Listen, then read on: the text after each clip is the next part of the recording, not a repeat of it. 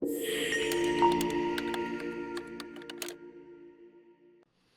tarde, pessoal. A gente tem aqui o prazer de, mais uma vez, bater um papo com o Dr. Lauro. Dr. Lauro, a gente está passando um momento agora de transição aí, né, de fase, de inverno para primavera, então uma coisa sazonal, né, e tem muita gente com doenças respiratórias. Então, eu queria começar te fazendo uma pergunta. Qual é a diferença de gripe para resfriado? São muito parecidas, mas caracteristicamente o resfriado, que é causado pelo rinovírus, Terrão, ele dá uma congestão nasal, um pouquinho de coriza, nariz escorrendo, mas não costuma dar febre ou dor no corpo como dá a gripe. Eu lembro de uma tirinha do Agaro terrível, que a Helga fala assim, ó, é resfriado, não é gripe não, que ele não estava tão caído. Então, geralmente, uma pessoa com resfriado, Terrão, é uma pessoa que está com o nariz coçando, aquela rinite enjoada, pode tossir um pouquinho, enquanto que a gripe derruba, né? A gripe geralmente dá uma febre maior, dá tosse, e a pessoa fica com um estado geral pior, mais difícil de trabalhar. Nós não temos as estações tão clássicas como na Europa ou nos Estados Unidos. Você vê que nós estamos no inverno para a primavera, mas não está friaca como, né? O Espírito Santo não tem, o Brasil como um todo, exceto a região sul, não tem as estações tão nítidas. Mesmo assim, essa época do ano tem mais quadro respiratório. Nesse caso específico, doutor, a gente ouve falar muito em virose, etc. Gripe ou resfriado, o que causa isso? Bactéria, fungo, vírus, qual é o esquema? Nós temos, a Covid nos ensinou que as viroses respiratórias podem ser várias, né? Nós temos tido, ao longo das últimas semanas, picos de diferentes viroses. Nós tivemos Covid no início do ano, fevereiro, está começando a reaparecer um pouco em São Paulo, tem muito médico, muita autoridade sanitária acha que vão ter sempre 2 picos de Covid no ano. Tivemos muita gripe, né? Nós tivemos vários casos de gripe. Tem o vírus sincicial respiratório, que a gente pode detectar agora, tem o rinovírus. Então, as viroses respiratórias mais comuns são gripe, influenza A e B, vírus sincicial respiratório, Covid, que é o SARS-CoV, rinovírus, e tem outros menos importantes, adenovírus, metapneumovírus. Eles são muito parecidos, às vezes é muito difícil, né, Terrão, separar um quadro da outra. Para isso a gente tem diagnóstico, para isso a gente tem o teste rápido ou o painel viral. Ah, legal. Agora, doutor, com relação a essa questão então a gente pode afirmar que gripe e resfriado é sempre vírus. Mas quando a gente desce um pouquinho mais, vamos aí pegar assim, gripe e resfriado, chega a atingir o pulmão? Veja, esses quadros virais, eles podem dar umas pneumonias virais, podem. Mas quando você tem pneumonia, quando a pessoa tem tosse, com muito catarro e eventualmente tem uma manchinha no pulmão, né? Às vezes vai no médico, o médico fala que tem um princípio de pneumonia, ausculta alguma coisa, houve uma secreção, aí você tem vírus, mas você tem bactérias. Você tem bactérias típicas, como o pneumococo, e tem bactérias atípicas. Então aí o universo fica um pouco maior. Então quando a gente fala de virose respiratória, quando uma pessoa tem nariz escorrendo, né? Nariz vermelho, que não é nariz vermelho de quem bebeu, é nariz vermelho de quem está resfriado, olho coçando um pouquinho, isso é uma coisa mais simples. Quando você tem sintoma de pneumonia, aí já muda um pouco de patamar, às vezes tem mais gravidade, às vezes tem necessidade de internar ou eventualmente de entrar com medicação mais forte. Só lembrar que pneumonias são causas importantes de internação no país, em idades mais avançadas e levam muitas vidas de parentes queridos, de pessoas queridas. Essa é uma coisa que eu ia perguntar ao senhor e aproveito para indagar. Quem mais tem facilidade de evoluir para pneumonia são os idosos e as crianças? Então, caracteristicamente, se a gente observa, Terrão, a incidência de hospitalização e morte por pneumonia, você tem os extremos da idade, criança pequena e os idosos, e aquelas pessoas que têm algum problema imune, diabético, quem tem bronquite crônica, quem tem doença cardíaca crônica, quem tem algum tipo de neoplasia, ou quem está em uso de remédio que afeta a imunidade, que a gente chama de imunossupressor.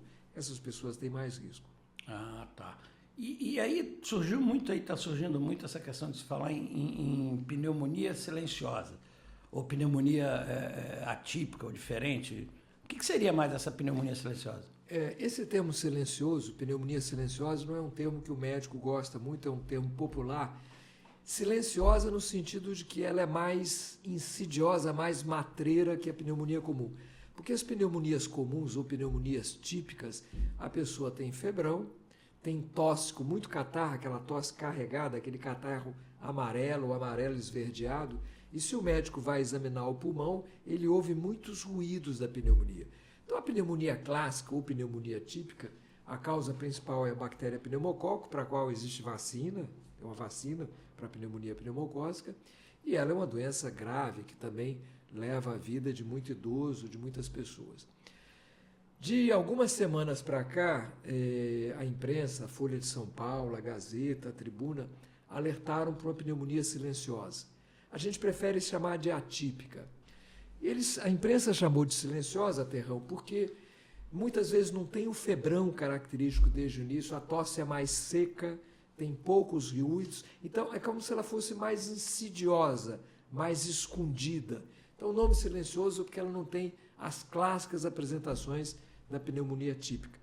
Os médicos chamam mais de pneumonia atípica, que ela não é típica. E ela tem sido detectada com mais frequência, e a causa mais comum são germes não clássicos ou não típicos, dos quais o principal é o micoplasma. Tem clamídia também, mas o micoplasma é a causa mais comum. E a importância, Terrão, que tem que ser alertada para o público em geral, até para o meio médico, que ela não responde aos antibióticos usados para as pneumonias típicas, tipo amoxicilina, cefalosporina, os antibióticos que a gente chama de beta-lactâmicos, que agem nas pneumonias típicas, não pegam essa pneumonia que a imprensa chamou de silenciosa. Nesse caso, doutor, ele não pega porque o micoplasma, como o senhor citou, né, esse agente etiológico, essa bactéria, ela é resistente aos outros antibióticos ou ela é uma classe diferente de bactérias? É um grupo diferente de micro-organismos que ele só funciona medicamentos como a azitromicina, que é muito conhecida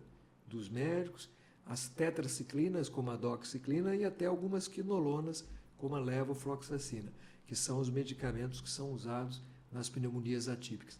E aí é um alerta importante, porque pneumonia, de maneira geral, o médico às vezes pensa em amoxicilina, amoxiclavulanato, uma cefalosporina, seja injetável, como o ceftriaxone, ou seja, oral, e essas medicações não atingem, não cobrem essas pneumonias atípicas. Essas pneumonias atípicas, chamadas silenciosas pela imprensa comum, elas precisam de drogas específicas para elas.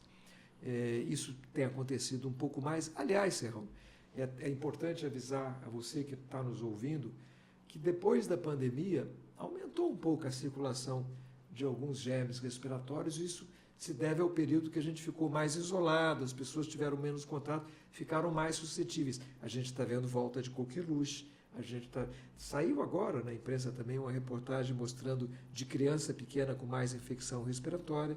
Então nós temos tido mais infecção respiratória, seja por causa do pós-pandemia, seja por causa desse fim de inverno.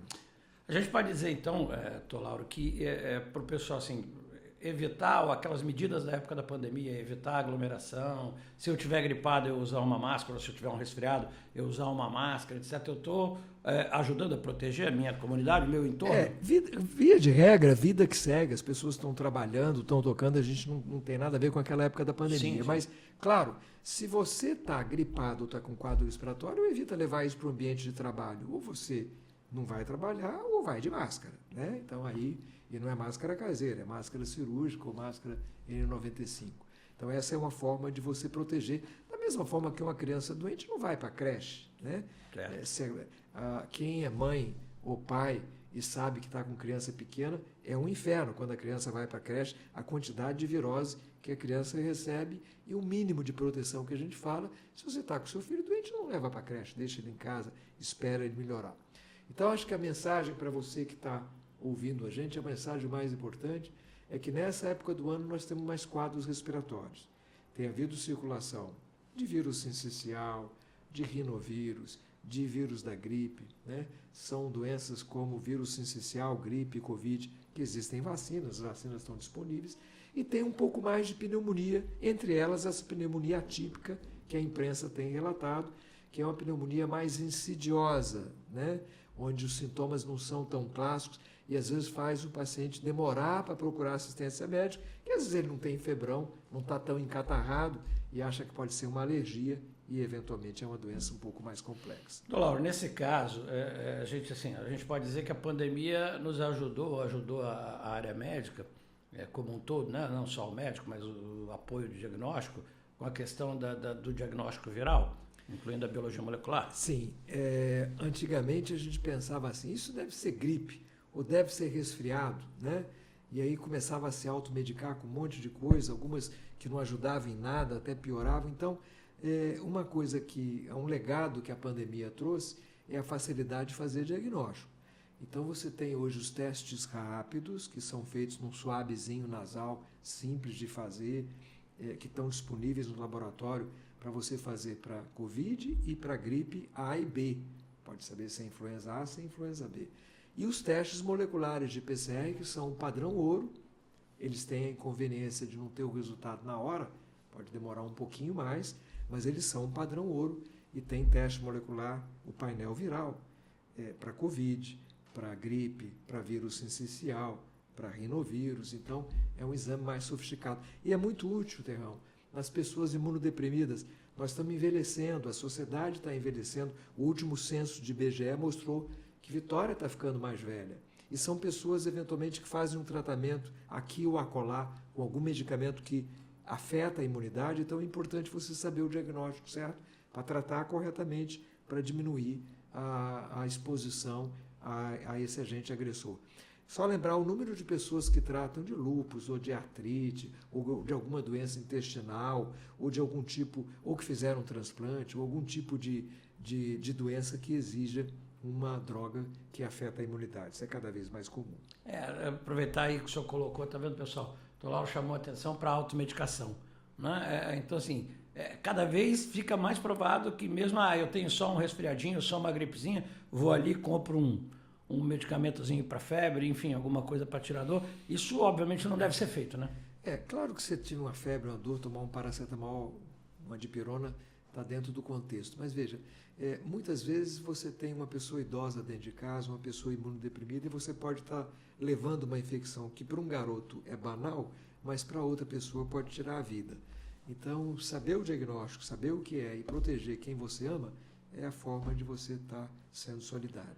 O senhor falou também nas vacinas, né? O senhor falou, até citou a vacina pneumocócica, mas a vacina ela abrange os vírus também, não é isso? Então, curiosamente, para essa pneumonia dita silenciosa, que a Tribuna, a Gazeta, a Folha chamaram de silenciosa, por microplasma a gente não tem vacina. Mas nós temos vacina para várias doenças virais, temos vacina para influenza A e B, temos vacina para vírus sincicial respiratório e temos as vacinas pneumocócicas. As pneumonias pneumocócicas são doenças que levam a vida de milhões e milhões de pessoas em todo o mundo. Então, as vacinas, de certa forma, salvam vidas e evitam o uso inadequado de antibiótico. Vacinas constituem uma das formas que a Organização Mundial de Saúde entende que evita a resistência bacteriana e evita o uso inadequado de remédio. Perfeito. E doutor, a gente tem visto aí, tivemos um exemplo clássico esse fim de semana, né? De uma grande personagem que morreu acabando por uma complicação de uma pneumonia por influenza A, né? Muito provavelmente ele começou com uma gripe ou com uma pneumonia, é isso? Isso. Todos viram, né? Um apresentador de TV famoso, querido por muita gente, que teve uma morte divulgada pelo hospital israelita Albert Einstein de H1N1 complicado com pneumonia. H1N1 tem vacina, né? Aliás, é importante falar que esse ano a cobertura vacinal está muito ruim, você ainda pode se vacinar, a vacina está disponível, existem vacinas tanto na rede privada ou na rede pública, né? A vacina da rede privada é uma vacina que tem um tipo a mais de vírus, ela é tetravalente. E é muito importante a proteção. Para a pessoa muito idosa, tem uma vacina de gripe especial, que é a vacina chamada de alta potência, que é a vacina high dose, a vacina que eu tomei, para a pessoa mais velha, ela equivale a 4 vacinas comuns em termos de potência. Então, são vacinas que estão disponíveis e que são bastante eficazes. Então, quem não tomou vacina deve se vacinar, é uma forma de proteger dessas viroses. Quando uma pessoa pega H1N1, o vírus ele altera a célula do pulmão, o alvéolo, e facilita a entrada da bactéria já no início do episódio de gripe. É interessante que às vezes a pessoa tem uma gripe que acha que é grave, mas já pode estar ainda nos dias iniciais com um pneumococo, com estafilococo, que são as bactérias que chegam mais comum na presença do H1N1. Então, gripe. Você sabe, Terrão, você faz ideia de quantas pessoas morreram esse ano de gripe no Brasil? Saiu agora a mais comum, né? Assim, todo mundo viu o que aconteceu com um apresentador de televisão, que foi notícia nesse final de semana, mas pelos dados do Ministério da Saúde, no Brasil esse ano, nós temos já mais de 1.000 mortes por gripe. 1.000 mortes por gripe. Se considerar que tem 2.000 e poucas mortes para o síndrome respiratória aguda grave, sem diagnóstico específico, pode ter mais outras tantas 1.000 ou mais de 1.000 por gripe, o que dá uma morte em 8 meses, nós estamos em agosto, de mais de 2.000 pessoas. É muita gente. Todo mundo ficou infeliz com a queda daquele avião, né? Quantas pessoas tinham naquele avião que 50, caiu em Vinhedo? Se eu não me engano. 60 pessoas, né? Isso. 60 pessoas. Foram mais de 30 aviões daquele que deixou todo mundo triste. Mais de 30 aviões caíram com gripe esse ano. As pessoas não pensam nisso. Tá vendo, pessoal? Assim, a gente às vezes minimiza uma questão como a gripe e a gente não desconhece, né, as complicações, como o doutor Lauro está explicando para a gente. Doutor, e nesse caso, uma vez diagnosticado, ou melhor, procurando o médico, qual é o caminho do diagnóstico, mais ou menos? Como é que é a sequência do médico para esse diagnóstico? Veja, gripe, Covid e a própria pneumonia, quanto mais cedo o tratamento adequado, menor a mortalidade, né? Gripe especificamente tem um antiviral, que é o oseltamivir, chamado de Tamiflu, que o ideal é que seja usado nas primeiras 48 horas. Covid tem uma medicação nos primeiros 5 dias. A pneumonia tem um trabalho americano interessante, que a cada hora que você demora para você tratar, você aumenta o risco de morte. E aí, quanto mais cedo diagnosticar, melhor. Se você tem um quadro respiratório, um suave de nariz, aquele suave, né, Terrão, que incomoda, que enfia lá no cantinho do nariz, dá uma vontade de espirrar, mas é extremamente útil porque você pode fazer um painel viral. E no caso de uma pneumonia que chega aí ao hospital, tem uma síndrome respiratória grave que precisa ser entubada, você tem um painel molecular que é feito no material do lavado bronco, né? E são exames, você sabe disso, Terrão, que você pode ter o resultado em horas. Sim. E eventualmente orientar o seu tratamento em horas. Exato. Nesse inclusive do painel de pneumonia, também pode ser usado o escarro como amostra, né, doutor Lauro? Então, assim, mesmo não estando internado, o senhor acha que é possível, é viável a utilização do painel de pneumonia, se comprovar? Acho. Agora, eu falo no paciente internado que a relação custo-benefício vai ficar mais evidente no paciente internado, a não ser se for um paciente de risco de imunossuprimido, que aí você mesmo num paciente não hospitalizado, você precisa ter uma conduta rápida sob risco de você, de repente, ter uma piora que seja galopante, que seja muito rápida. Mas eu acho que, assim, nossa mensagem para você que está nos ouvindo é que nós estamos ainda no inverno, né? Tem uma onda de frio que deve estar chegando agora de novo. Isso faz com que as pessoas estejam mais em casa, mais próximas uma das outras, mais aconchegantes, né? Isso faz com que as viroses respiratórias e os patógenos respiratórios sejam transmitidos com mais facilidade. A mensagem é, se você está doente, bota uma máscara, fique em casa, não vá trabalhar ou não vá para a escola para não contaminar outras pessoas. E ainda assim, você pode saber seu diagnóstico a fim de se proteger e proteger os outros, né? Seja no suave nasal, seja no painel no escarro, seja no painel com lavado, você pode ter um diagnóstico e tratar adequadamente. Legal. Então, você pode só reforçar a questão da resistência bacteriana, que é uma coisa que as pessoas ainda insistem em, de repente, apesar de antibiótico só ser vendido com receituário médico, etc., mas alguns ainda insistem em usar aquele antibiótico que sobrou. Só pode aproveitar e dizer para o pessoal como não fazer? Na verdade, a pressão pelo uso do antibiótico é muito grande. Assim, a própria pessoa que está se sentindo mal, está com febre, está com mal-estar, pensa o antibiótico como uma coisa mágica para salvar vidas.